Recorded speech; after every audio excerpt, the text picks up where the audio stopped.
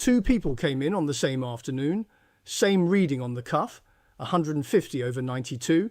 One is heavy, sleeps badly, wakes up with a thick head, and feels worse when the weather turns damp. The other is thin and wiry, wakes at 3 in the morning, has a red face and a short temper, and dry, gritty eyes. Same number, two completely different bodies. Western medicine treats that number. Chinese medicine asks who is carrying it, and after 60, that second question starts to matter. I'm Jimmy, and I want to say the most important thing first, not last. Nothing in this video replaces your blood pressure medication. Not the points, not the breathing, not the food. If you're on a tablet, keep taking the tablet. High blood pressure does its damage silently over years, and that tablet is the part that has actually been proven to prevent a stroke. What I can offer you is something different, a more honest number when you measure, a way of understanding why your body runs the way it does, and one habit that has better evidence behind it than most things you'll find on the internet. That's the offer. Let's start with the number itself. Because most home readings are wrong, not machine, the way we use it, here are 6 things that push a reading up, and every one of them is common. 1. You measured within half an hour of coffee, food, or a cigarette. Wait. 2. You needed the bathroom. A full bladder can add 10 points. 3. Your arm was hanging down or sitting in your lap. The cuff has to be level with your heart. Put your forearm on a table. 4. Your back wasn't supported, or your feet were crossed, or dangling. Proper chair, back against it, both feet flat on the floor. 5. You talked. Talking during a reading can add 10 points by itself. 6. You took one reading, take 3, a minute apart, throw the first one away and average the other 2. And do that twice a day for a week before you conclude anything. One reading tells you almost nothing. 7 days of mornings and evenings tells you the truth. If your numbers come down after you fix those 6 things, they were never as high as you thought they were. Now the part I need you to hear properly. If your reading is 180 over 120 or higher, and you otherwise feel fine, sit quietly for 5 minutes and take it again. If it's still that high, call your doctor today. And if it's that high and you also have chest pain, trouble breathing, a sudden severe headache, sudden weakness or numbness on one side, trouble speaking, or a change in your vision, that is not a doctor's appointment. That is emergency services immediately. Nothing in the rest of this video applies to that situation. Don't press a point. Call. Alright, Chinese medicine. Here's something most channels won't tell you. Classical Chinese medicine has no concept of blood pressure. There was no cuff. The measurement is about 140 years old. The medicine is 2000. So what did it describe instead? It described people. It described a pattern it called dizziness and headache. And it noticed that the people who had it fell into groups. Groups that looked different, felt different, and needed opposite things. And that turns out to be the useful part, because if you and your neighbour are on the same tablet and one of you still feels dizzy while the other lies awake at 3 in the morning, the tablet isn't the whole story. 3 patterns. See which one sounds like you. The first is the one everybody pictures. Chinese medicine calls it liver yang rising.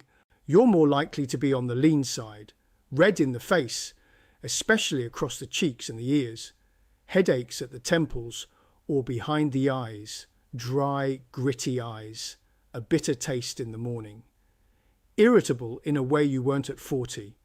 Small things land harder than they should, and you wake between 1 and 3 in the morning, wide awake for no reason at all. The image is of something pushing upward, heat and pressure rising into the head with nothing holding it down. If that's you, the useful direction is downward. 2 of the 3 points I'll show you are for exactly that. The second pattern is the one nobody guesses, and after 60 it is very common. Chinese medicine calls it phlegm-damp obstruction. You're more likely to be heavier, particularly around the middle. Your head feels thick rather than painful, as if it's wrapped in a towel. Heavy limbs, sleepy after meals, worse in damp or rainy weather. Your tongue is puffy with a thick, greasy coating, and often you can see teeth marks along the edges of it. This one isn't about heat, it's about congestion. Something in the works is thick and moving slowly, and this is where a great deal of well-meaning advice backfires. Cooling teas, raw salads, cold drinks, the standard cool the heat down approach makes phlegm-damp people worse, not better.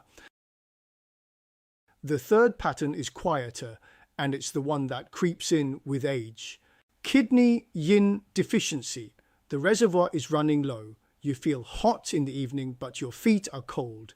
Your palms and the soles of your feet feel warm at night. You sweat in your sleep, ringing in the ears, a sore lower back and weak knees. The room moves a little when you stand up.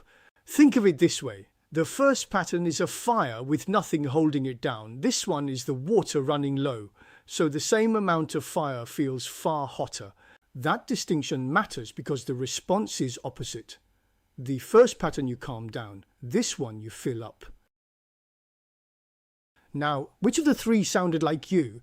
If you're not sure, or if you recognize pieces of two of them, that's normal. Most people are a mixture, and the mixture shifts with the season and with age. I built an assessment for exactly this.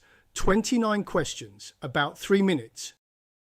It works out which of the 9 Chinese body types you lean toward, and then builds a daily plan around your type, your age, where you live, and the season. It's at identifytcm.com. The link is in the description. Go and do it after this. Because now I want to give you 3 points, and then the one thing in this video with the best evidence behind it. The first point is on the top of your foot, Taichong. Run a finger down into the gap between your big toe and your second toe, then slide back toward the ankle until your finger stops in a hollow, just before the bones meet. That's the spot. You don't press it, you push it from the toes back toward the ankle, firm and slow. 10 strokes, then the other foot. It should feel sore in a dull, spreading way. In the first pattern, red face, short temper, dry eyes, it is very often startlingly sore on one side. This is the classical point for bringing things down. If you take only one thing from this video and you recognize yourself in that first pattern, take this one.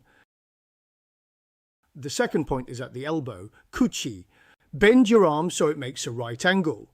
At the outer end of the crease that forms, right at the end of it, on the thumb side, there's a dip. That's the point. Thumb in, firm circles 1 minute on each arm. In Chinese medicine, it's used to clear heat out of the upper body, and it happens to be one of the 2 points that come up most often in the acupuncture research on blood pressure. The third point is on the sole of the foot, Yongquan, the bubbling spring. Curl your toes under. The deepest hollow that forms about 1/3 of the way down from the toes is the point. Rub it with your thumb or with the heel of the other foot.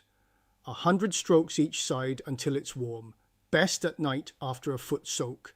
The classical phrase for what this does is leading the fire back down to its root. In plain language, if your head runs hot and your feet run cold, you are trying to heat a house from the attic. This is the point that sends it back down to the basement. And now, the thing with the best evidence in this video, which isn't a point at all, slow breathing. 6 breaths a minute. That's 5 seconds in through the nose, 5 seconds out. Not deep, slow. If you feel lightheaded, you're breathing too big. Make it smaller. 5 minutes once or twice a day. Paced breathing at around 6 breaths a minute has been studied more than almost anything else in this field, and it does bring blood pressure down modestly and for as long as you keep the habit. It is not a cure and it is not a substitute, but it's free. It works on the part of the nervous system that sets your baseline, and unlike most of what you'll read online, somebody actually measured it. Do it for 5 minutes before you take your reading too. You'll see it on the cuff. So, 3 patterns, 3 points, 1 breath. But the thing I actually want you to keep isn't any of those. 2 people, the same reading, opposite bodies. The number on the cuff is real and it matters. But it's one number, and a number cannot tell you which kind of person is carrying it. Your medication treats the number. That is its job, and it does it well. What's left for you is everything around the number. Measuring it honestly, knowing which way your own body leans, and giving it 5 minutes a day of something that settles it instead of winding it up. And keep taking the tablet. One last time, because it matters more than anything else I've said, none of this replaces your medication, and none of it replaces your doctor. If your numbers are high, that's a conversation to have with them, not with a video. If you'd like to know which of the 3 patterns your body leans toward, the assessment is about 3 minutes. It's at identifytcm.com. The link is in the description. Go and do it after this. Next time, I want to show you 3 tests you can do standing in your own kitchen in about 90 seconds. There's a saying in Chinese medicine that a person ages from the legs up, and these 3 tests are how you find out where yours are. I'm Jimmy. I'll see you in the next one.